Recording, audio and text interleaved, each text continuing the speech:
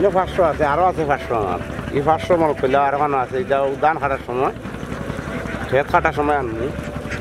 আমি প্রায় 10 বছর ধরে ফেলি। আর সব পরিশ্রম বেশি আর কি, হইলে লাভ আছে। ডিম দিব, আগামীতে দিব ডিম, মাছটা লাস্টে দিব। একটা আছে ডিম দিব প্রায় 90-95টা।